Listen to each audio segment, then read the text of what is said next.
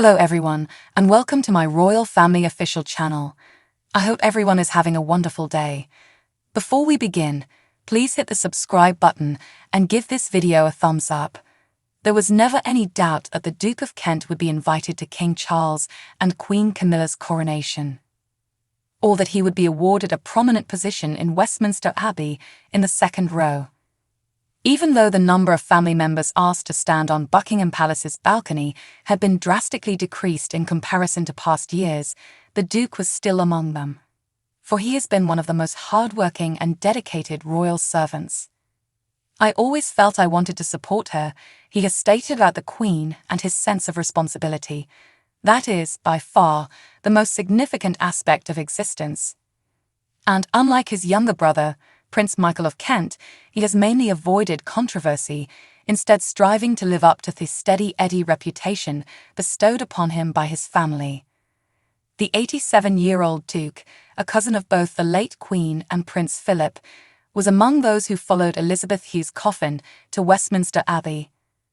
The mournful voyage happened 70 years after he did the same job at the funeral of his uncle King George VI, the Queen's father, demonstrating his decades of dedicated service. In 1952, he was just 16 years old, but he had already been the Duke of Kent for a decade, having acquired the title after his father, Prince George, died in an aircraft crash. The next year, at the Queen's coronation, he made the solemn vow to be his cousin's liege man of life and limb, and he has definitely lived up to the word in the decades since. The Duke, on the other hand, has been involved in at least 4 car accidents, the most recent of which occurred 5 months after Prince Philip memorably crashed his Land Rover in 2019. However, Edward Kent's upbringing positioned him well to be at the heart of the royal family. His father was King George's and the former King Edward VI's younger brother, while his mother, Princess Marina of Greece and Denmark, was the niece of the Duke of Edinburgh's father, Prince Andrew of Greece and Denmark. The Duke was named after Prince George's elder brother, the future king, and was born in his parents' first home in London's Belgravia in 1935. At his christening at Buckingham Palace, Princess Elizabeth was 9 years old, as were King George V and Queen Mary, his godparents, and the then Prince of Wales. His sister, Princess Alexandra, was born on Christmas Day the following year. Her arrival was followed 6 years later by the birth of Prince Michael. The terrible and rather inexplicable death of their father, Prince George, who had been flying for the wartime RAF when he died, occurred less than 2 months after the arrival of his youngest son. George and 13 other crew members were killed shortly after takeoff from the Scottish Highlands. Their Sunderland flying boat was on its way to Iceland. The details of the crash are unknown, but it rocked the family to its core. Edward, who was just 6 years old at the time, was propelled into the spotlight after inheriting his father's title. The Duke, who was educated at Eton and then in Switzerland, went on his first overseas trip to Singapore when he was just 16 years old in 1951. The trip, which he took with his devoted mother, was an excellent chance for the Duke to learn duties that would become the focal point of his future life as a senior royal. But it was at the Queen's coronation that Harry was put to the ultimate test as a member of the world's most famous dynasty. In his autobiography, A Royal Life, published last year, the Duke described how, after learning he would have a significant role in the ceremony, he became concerned about forgetting his lines. The Duke was informed that he would be sitting conspicuously among Prince Philip and his uncle, Prince Henry, as one of 3 royal dukes who would do tribute to Queen Elizabeth II. "My main fear was that I forget my lines. I was under the assumption that I needed to remember them, so I memorized them," he recounted. Fortunately, when the Duke's big moment arrived, the Bishop of Durham put out a card containing the words he needed. "It was fairly intimidating," he admitted, adding, "The whole service was pretty long and obviously extremely spectacular. It got so bad that people were eating sandwiches off their coronets." The Duke's military career began in 1953, when he enrolled at the Royal Military Academy at Sandhurst. It was the start of a 21-year military career in which the Duke distinguished himself in conflict zones such as Northern Ireland and Cyprus. In June 1954, the Duke, then 18, was involved in a head-on collision on the road for the first time. He was driving a Hillman at the time of the collision, which left him in the hospital with a concussion, but did not discourage him from getting back behind the wheel. 3 months later, the Duke's new car was involved in an accident with a fallen tree, leaving him with a scratch above his right eye. But it wasn't until July 1955 that the Duke truly danced with death. The 2.5-litre Sunbeam convertible, driven by the then 19-year-old, collided with a tree and crashed into a ditch near Sandhurst. Prince Edward had to crawl from the twisted wreckage, his head bleeding and injured. A witness who saw the wreckage of the Duke's automobile said he was fortunate to escape with his life. He spent more than a week in hospital before being discharged from Sandhurst. In his most recent mishap, the Duke's Jaguar collided with a Mini driven by a university student in June 2019. Later, the young woman detailed her terrifying ordeal, in which the Duke allegedly pulled out in front of her car, prompting her to slam on the brakes and crash into the central reservation.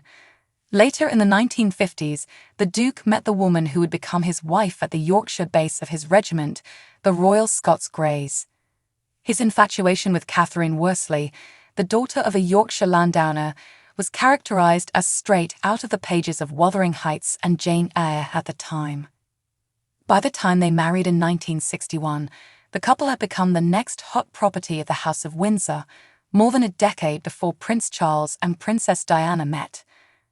Thousands of people lined the 23-mile path that connected the wedding location, York Minster, and Catherine's family home. Her wedding gown was comprised of 250 yards of organdie, sewn with a plethora of silver thread. They spent their honeymoon in a remote resort in Majorca before welcoming their first kid the following year. George, Earl of Standrews, arrived in 1964, followed by Lady Helen 6 years later, and Lord Nicholas 6 years after that. Lady Amelia Windsor, a socialite, is one of his grandchildren. But disaster struck the family unit in 1975, when the Duchess, according to reports at the time, had an abortion after suffering German measles while pregnant. Another pregnancy 2 years later resulted in a stillbirth, causing the Duchess to suffer from extreme depression. While she had returned to royal duties by 1979, the death of her baby son, Patrick, continued to be a source of grief for her, and she spent 7 weeks in hospital for therapy and relaxation. The Duke's relationship with his wife was also strained, and there were allegations that he had discussed divorce with the Queen. The couple did not divorce after she allegedly counseled them to attempt to stay together. The Duchess was eventually diagnosed with Epstein-Barr virus, which causes symptoms similar to ME or chronic fatigue syndrome, as well as celiac disease, which stops the stomach from processing gluten. Despite this, the Duchess' faith helped her get through the difficult times, and she converted to Roman Catholicism in 1994. While remaining an Anglican, the Duke occasionally attended Mass with her at Westminster Cathedral. While they are still technically married, they have been living apart for many years, with Catherine eschewing her HRA title and preferring to be acknowledged as a Duchess. Wren House in Kensington Palace is the couple's official residence. However, the majority of his time was consumed by his royal obligations, which included involvement with 140 different charities, organizations, and professional groups. As president of the All England Lawn Tennis and Croquet Club since 1969, the Duke became a familiar sight on television every year as he handed trophies to the champion and runner-up at Wimbledon. His participation in the top tennis event ended only in 2021, when he stood down as president after more than 5 decades.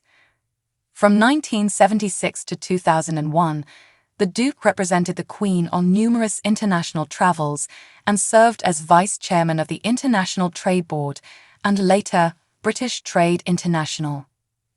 His devotion to the Queen was exemplified in May 2021, when he served as her +1 at Trooping the Colour following Prince Philip's death the previous month.